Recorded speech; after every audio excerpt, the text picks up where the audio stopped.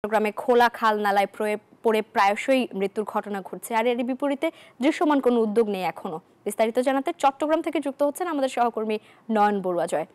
জয়, আসছে বর্ষা মৌসুমকে সামনে রেখে সিটি কর্পোরেশনের কোনো উদ্যোগ আছে কিনা জানতে চাইছিলাম।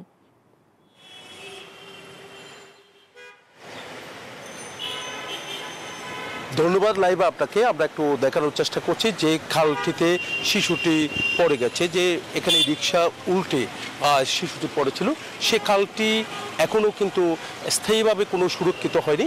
আমরা দেখছি তারা বেষ্টনী দিচ্ছে, সিটি কর্পোরেশন যে বেষ্টনীগুলো কিন্তু বাঁশ দিয়ে দেওয়া হচ্ছে, তবে কিছুটা হলেও নিরাপত্তা বাড়বে বলে তারা আশা করছে।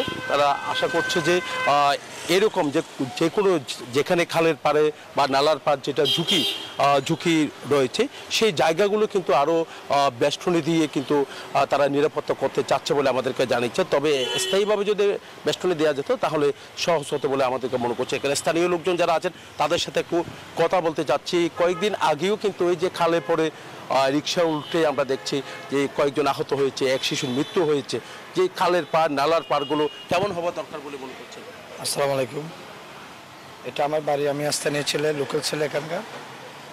আমার বাড়ির পাশেই কিছুদিন আগে একটা দুর্ঘটনা ঘটে গিয়েছিল।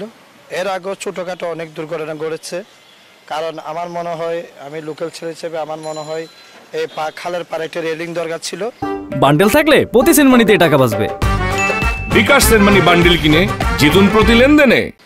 যেহেতু পানি যখন উঠে খাল আর পানি একসাথে হয়ে যায়, তখন বোঝা না যায় জানে যে কোনটা খাল কোনটা পানি বোঝা যায় না, তখন মানুষ দুর্ঘটনায় আক্রান্ত হয়। আমি মেয়র মহোদয়ের দৃষ্টি আকর্ষণ করে বলছি, উনি একজন ভালো মানুষ, আমাদের বিএনপির একজন সিনিয়র নেতা।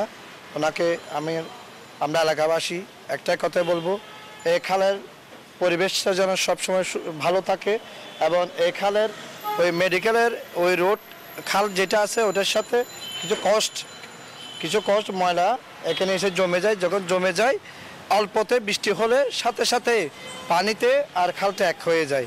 এবং ওই খালের এখন এই বাসটা দিয়েছে, ঠিক আছে, এর আগেও দিয়েছে, ওরা সিটি কর্পোরেশনে কাজ করার সময় আবার এটা ভেঙে ফেলে।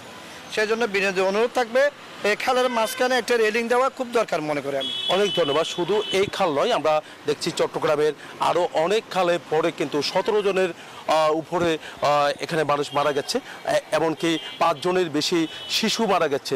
তো এই জায়গাগুলো যদি একটু সুরক্ষিত করা হয়, এমনকি যে স্থায়ীভাবে যদি কিন্তু আসলে সুরক্ষিত করা যায়, তাহলে কিন্তু সাধারণ মানুষ কিছুটা হলেও রেহাই পাবে বলে তারা মনে করছেন। যেহেতু চট্টগ্রাম শহর বলতেছে জলবদ্ধতার শহর নামে বিশ্বজুড়ে পরিচিত। একটু বৃষ্টি হলেই কিন্তু আমরা যেখানে দাঁড়িয়ে আছি, যেখানে দাঁড়িয়ে কথা বলছি, এখানে কিন্তু কোমর পানে হয়, হাঁটু পানে হয়, তখন কিন্তু খাল আর নালা একাকার হয়ে যায়। এই ছিল আমার এখানকার সর্বশেষ। ফিরে যাচ্ছি স্টুডিওতে লাইভের কাছে। জয়, ধন্যবাদ আপনাকে।